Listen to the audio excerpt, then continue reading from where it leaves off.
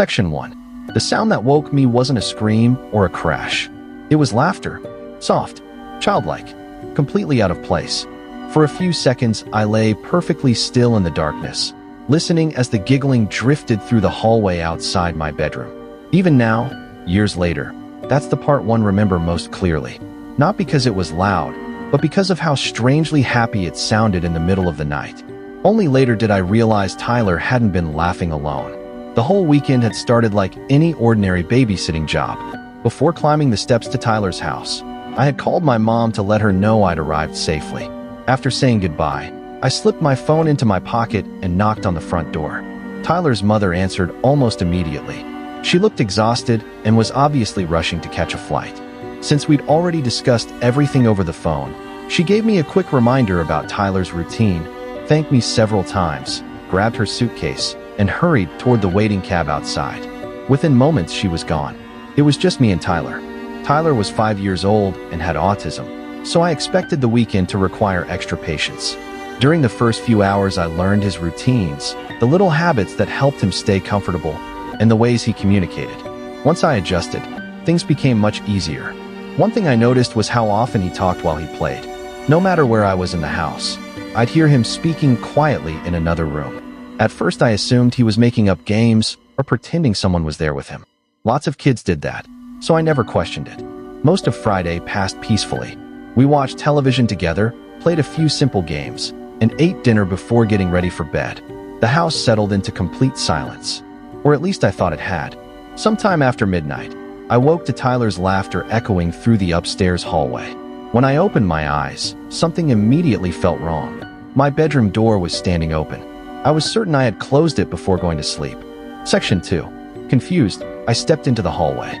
The only light came from Tyler's bedroom, spilling across the wooden floor in a thin yellow strip. His laughter continued for another second before I took a step forward. The old floorboard beneath my foot let out a sharp creak. Instantly, the laughter stopped. The bedroom lights switched off. A second later, I heard the unmistakable sound of someone scrambling into bed beneath the blankets. I hadn't even reached his doorway. "Tyler," I called quietly, trying not to sound annoyed. "Stay in bed." There was no answer. Assuming I'd simply caught him awake after bedtime, I turned around and went back to sleep. The following morning, I asked him why he'd been out of bed during the night. His response was vague, and I couldn't get much information from him. Before long, his attention drifted elsewhere, and he returned upstairs to play. The rest of the day felt completely ordinary. I tried entertaining him with games and cartoons, but he preferred spending most of his time in his bedroom. Every so often, I'd hear him talking again, carrying on long conversations that never seemed to include anyone else. By evening, I had almost forgotten about the previous night. After dinner, I tucked him into bed once more. This time, I reminded him with a smile, "Stay in bed all night." He nodded. An hour later, I was asleep. Then the giggling returned. My eyes snapped open. This time it wasn't coming from the hallway. It was inside my room. Mixed with the laughter was whispering, soft enough that I couldn't understand the words. Still half asleep, I sat upright. "Tyler," I called. The whispering stopped. The laughter came again, only a few feet away. I reached over and switched on the bedside lamp. The closet door was half open. Inside the narrow gap, illuminated by the weak yellow light, was Tyler's face. He wasn't smiling. He was simply staring at me from the darkness, almost perfectly still. At 2 o'clock in the morning, with the light cutting across only half his face, it was one of the most unsettling things I had ever seen. Section 3. For a moment, neither of us spoke. The room was silent except for the steady hum of the air conditioner and the sound of my own breathing. Tyler remained crouched inside the closet, his small hands resting on his knees as though he had been waiting there for quite some time. I forced myself to stay calm. "Tyler," I said softly, kneeling in front of him. "What are you doing in here?" He looked at me with the same blank expression and slowly climbed out of the closet without resisting. I guided him back across the hallway to his bedroom, trying to ignore the strange feeling that had settled in the pit of my stomach. Once he was tucked back into bed, I crouched beside him. "You know you're supposed to stay in bed," I reminded him. "Why did you hide in my closet?" He looked toward the corner of the room instead of at me. "Tony told me to." The answer caught me completely off guard. "Who's Tony?" Tyler answered as if it were the most ordinary thing in the world. "The man in the closet." For a split second, my heart seemed to stop. I glanced toward the open bedroom closet behind me. It was empty. Children often invent imaginary friends, I reminded myself. Tyler had spent much of the day talking to himself, so this had to be another part of his imagination. That explanation made sense. At least, it was the only explanation I wanted to believe. I smiled as reassuringly as I could. There's nobody in the closet, Tyler. It was just a dream. He didn't argue. He simply pulled the blanket higher and closed his eyes. After reminding him that he needed to stay in bed for the rest of the night, I quietly returned to the guest room. I shut the door, turned off the lamp, and lay staring into the darkness. But sleep refused to come. No matter how hard I tried to dismiss Tyler's words, they kept replaying in my head. The man in the closet. It sounded ridiculous. Yet for reasons I couldn't explain, I couldn't stop thinking about it. Section 4. I rolled onto my side and closed my eyes, determined to ignore the uneasy feeling creeping through my mind. Minutes passed. The house was completely silent. Then, a heavy thump struck my closet door. It wasn't the light tap of something falling from a shelf. It sounded like a knee or a shoulder pressing hard against the wood from inside. Every muscle in my body locked. I stared into the darkness without moving. "Tyler," I called quietly, hoping he had somehow wandered back into my room. No answer. My heartbeat became louder than the silence around me. This time I called his name much louder. "Tyler." His voice answered immediately. "Yes." The response came from across the hallway. From his bedroom. A wave of terror rushed through me. If Tyler was in his own room, then someone, or something else, had made that sound inside my closet. Adrenaline took over before I had time to think. I threw off the blankets, sprinted across the hallway, and burst into Tyler's room. He was exactly where he'd been left, still lying in bed, still awake. Without wasting another second, I scooped him into my arms.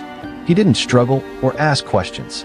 He simply wrapped his arms around my neck as I hurried downstairs toward the bathroom, locking the door behind us. With shaking hands, I dialed 911. Trying to keep my voice from breaking, I whispered our address to the operator and explained that I believed someone was inside the house. The dispatcher told me to stay hidden and remain on the line. Every second felt impossibly long. Tyler sat quietly beside me while I listened for footsteps outside the bathroom. None came. Only the unbearable silence of the house. Then, at last, loud pounding echoed from downstairs. Police. The officers had arrived. I unlocked the bathroom door, lifted Tyler into my arms once again, and ran toward the living room, praying they had gotten there before whoever had been hiding upstairs realized we were no longer alone. Section 5. The moment I reached the living room, several police officers were already moving through the house with their flashlights raised. Their voices echoed from room to room as they cleared each floor, calling out to one another while checking every corner. I held Tyler tightly against my shoulder, barely aware of how hard my heart was pounding. My hands were shaking so badly that I had to keep adjusting my grip on him. He remained unusually calm, resting his head against me without saying a word. One officer approached and asked if either of us was hurt. I shook my head. "I think someone was hiding upstairs," I managed to say. "In the closet." The officers immediately split up. Two rushed back upstairs while another stayed with us near the front entrance. Every sound from above seemed amplified. The heavy footsteps across the old wooden floor, doors opening, commands being shouted, closets being searched. Then I heard one of the officers yell, "There he is." A burst of movement followed. Instead of fighting or trying to force his way deeper into the house, the intruder did something none of us expected. He walked out through the front door. Only then did I realize the door wasn't locked. It should have been. Whether it had been left unlocked earlier or someone had unlocked it from inside, I never found out. But that explained how he had entered, and how he escaped before anyone could stop him. As the officers rushed after him, I stood frozen in the living room, replaying everything Tyler had said over the past 2 days. Every conversation I had assumed was imaginary. Every laugh I had heard coming from upstairs. Every moment he had seemed to be talking to himself. The thought made my stomach turn. Tyler hadn't believed he was alone because, as far as he knew, he wasn't. He had simply been talking to the man who had been hiding inside the house. The next morning, Tyler's mother returned home, and my time with that family came to an abrupt end. After everything that had happened, I never babysat for them again. I don't know whether the police ever identified the intruder or learned why he had been hiding in that closet, quietly speaking with a 5-year-old child in the middle of the night. I never heard another update. What I do know is that whenever I think back to that weekend, one memory always returns first. Not the closet, not the police, not even the phone call to 911. It's the sound of Tyler laughing in the darkness, happily carrying on a conversation with someone I couldn't see, someone who had been inside that house long before I realized we weren't alone. Even now, I can't hear a child laughing in the middle of the night without wondering who might be laughing